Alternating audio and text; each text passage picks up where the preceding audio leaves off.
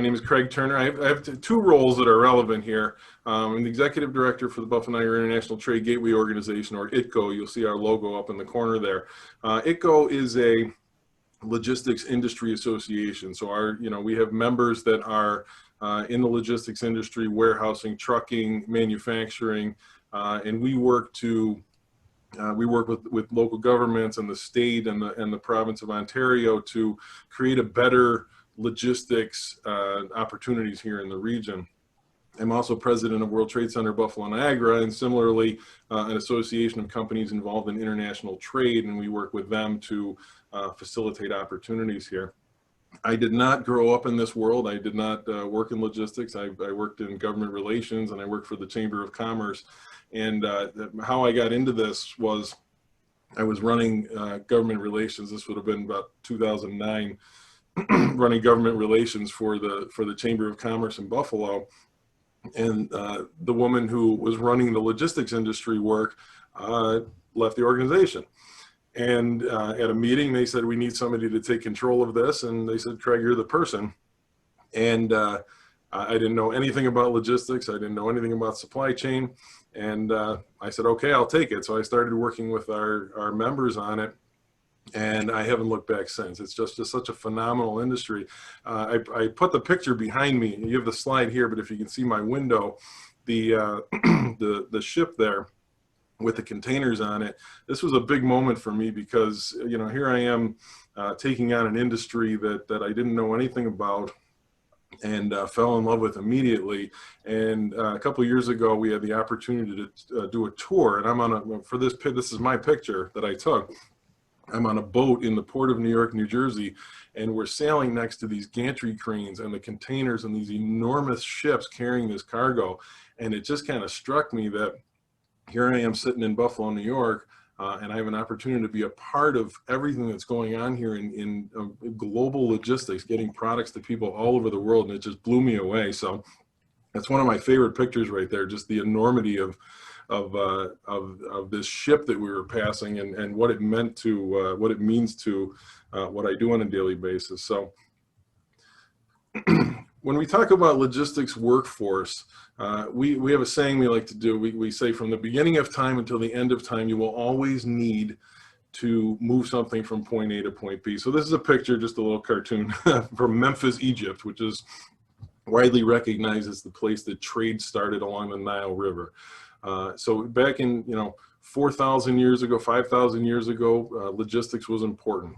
You look to the future, science fiction movies, science fiction television, and some of the things even that we're working on today aren't so science fiction-y anymore.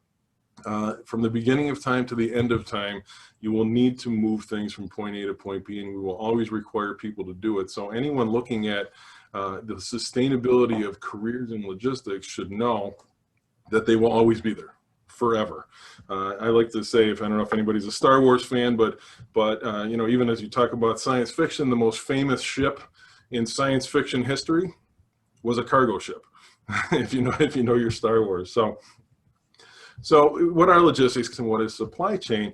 And the two very important pieces of the puzzle that are intertwined.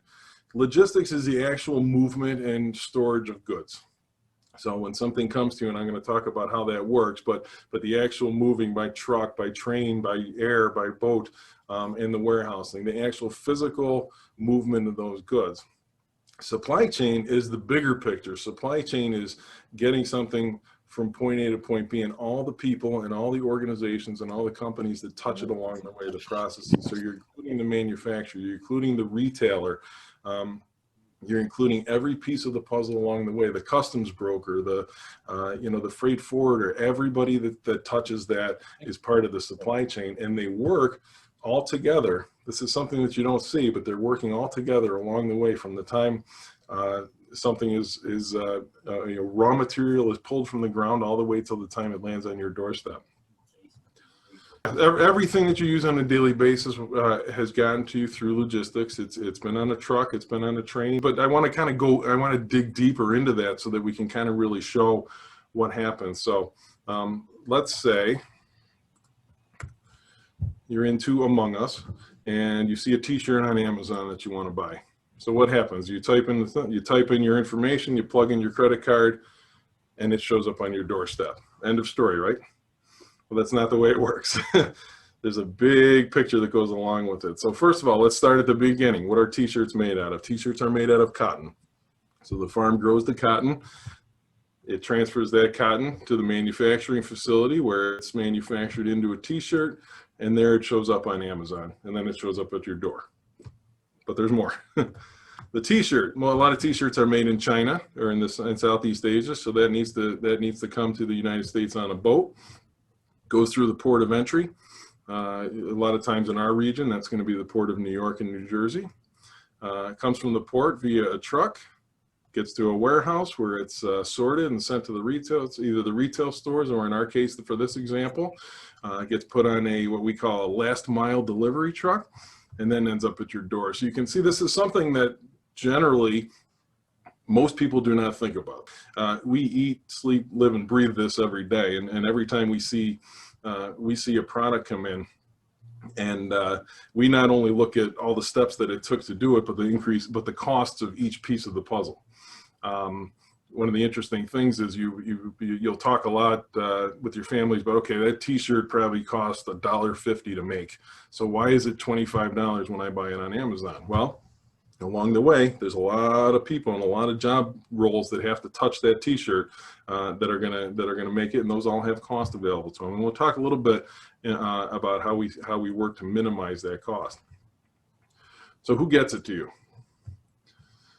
But I kind of pulled a bunch of them: warehouse manager, customs broker, truck driver, forklift operator, supply chain manager, stevedore. Those are the guys that work on the port, U.S. customs agent, freight broker. All of these roles play a part in getting that t-shirt from the cotton field to your doorstep. Anything you move requires logistics. And again, I'm just trying to go through the awareness of it and the things that you don't think of. Obviously, we talked about freight, and everybody knows that when a box shows up on your door, there's more to it.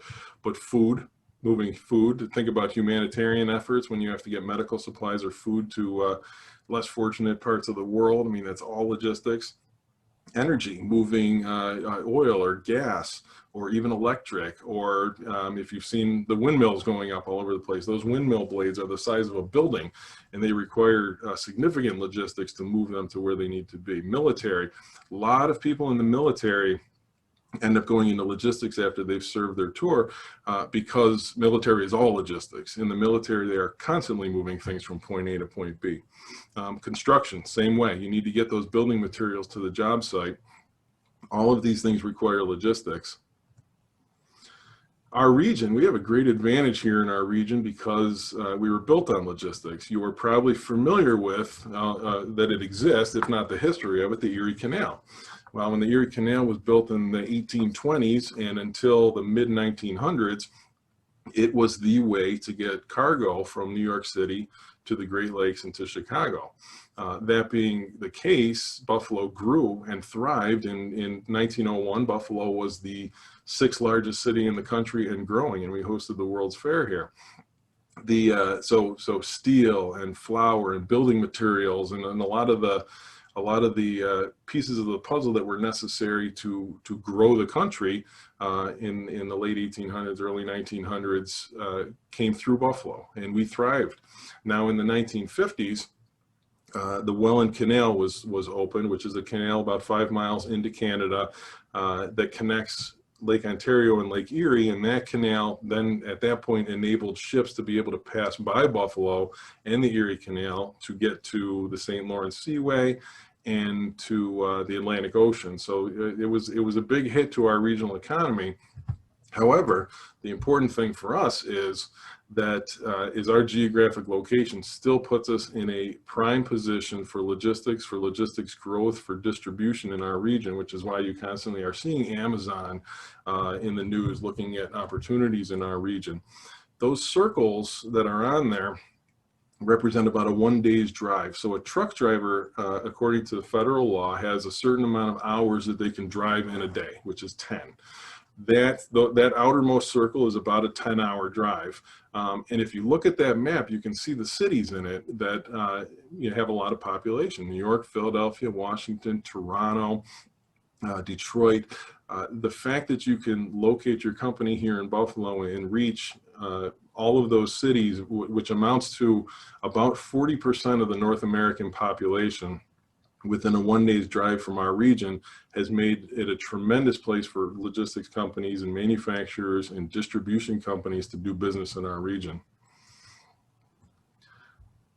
To the tune of about 2,200 companies in logistics. And I want to clarify that doesn't include manufacturing. When you work in manufacturing, you will generally have in your facility a logistics person, or at least a logistics team of people. So these 2,200 companies are specifically companies that do logistics, meaning 37,000, just over 37,000 jobs in the region. That's a 2020 number. So this year, 37,000 jobs in logistics in the region. Looking statewide, it's just over 500,000 jobs in logistics. So they're plentiful jobs in our area.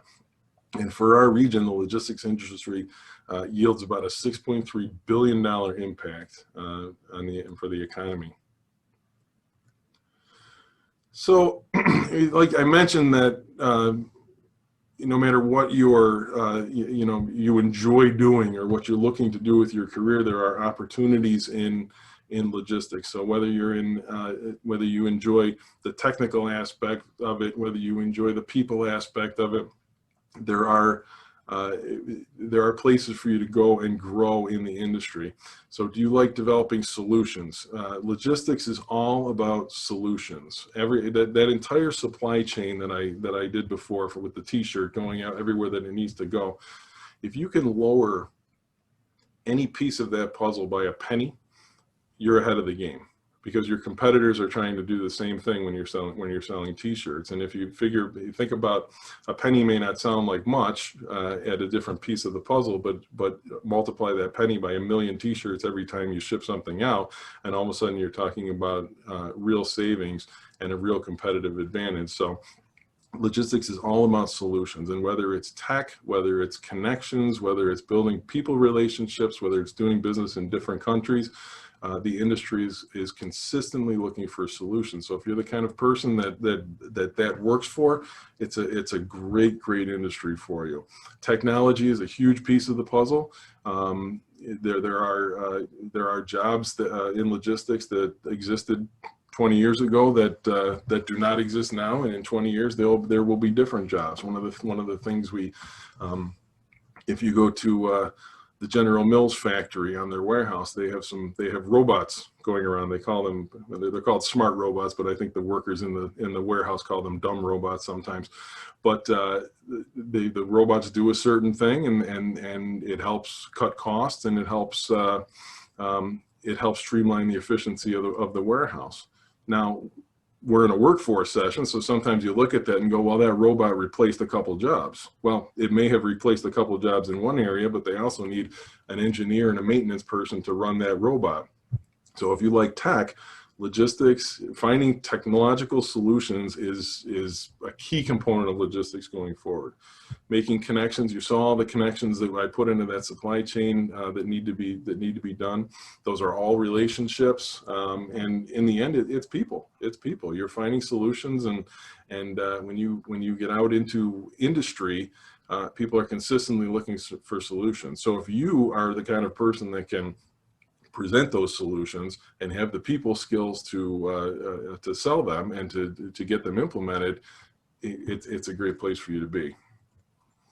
Looking forward, I want to leave you with just a couple takeaways as you look at the logistics industry as opportunity for career growth. And I do want to say one thing that's interesting to me is in my role, because I'm not working for a specific logistics company, but I get to work with all the logistics and supply chain companies.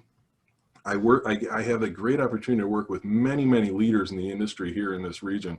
And one of the most fascinating things to me in this industry above any other that I've worked with is that a lot of those leaders that I work with, the people that are the go-to experts on logistics, they started out their careers working on the dock, doing data entry, filing, organizing freight brokerage and things. And today they are the leaders. They own their own companies. They're the vice presidents of supply chain. And it's just the career paths in this industry are tremendous. But the things I want to leave you with is, as I said, with my Memphis Egypt piece, there will always be good jobs and fulfilling careers in logistics and supply chain, always.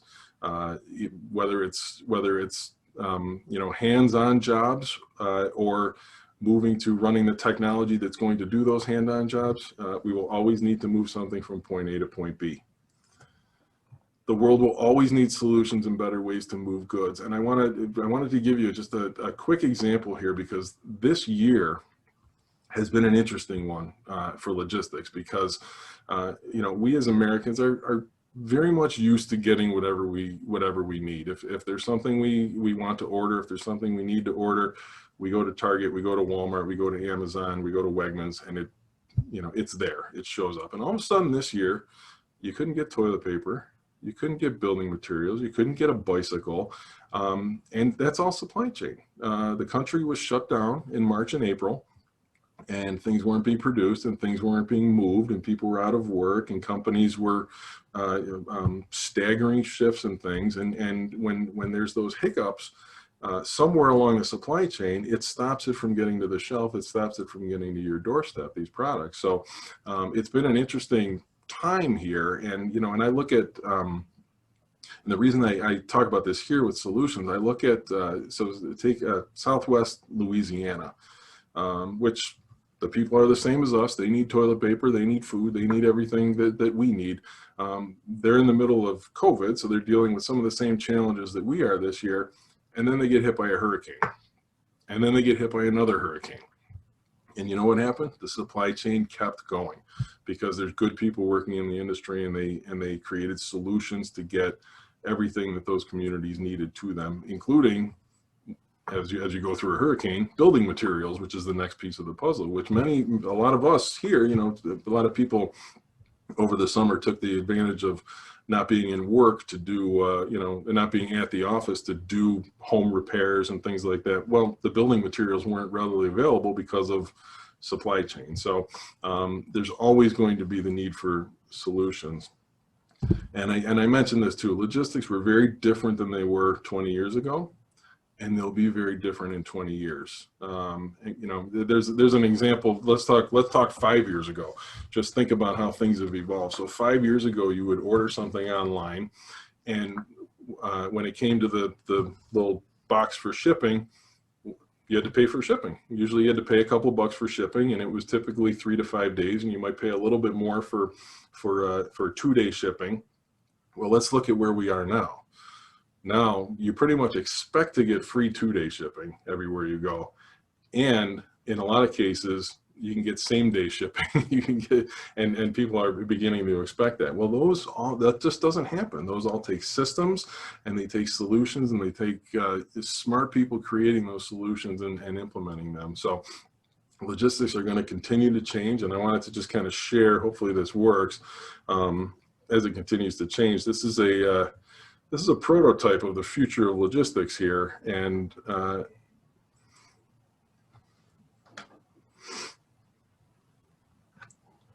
so this is Amazon's warehouse blimp. Those are drones coming out of the bottom of the blimp that are delivering packages. I think there's one with a larger box coming out right here. I showed at the beginning, I kind of made the joke about science fiction movies, and when you look at a video like this, it looks like science fiction, but it's not. This is what they're working on. And this is what, and think about the number of jobs this is going to create to do this. You've got people working inside that. You've got designers. You've got people programming the drones and the blimp itself. The future of the industry is wide open. And if you are, as I said, if you are a person who enjoys creating solutions and working with people and making connections, you can go very, very far in this industry.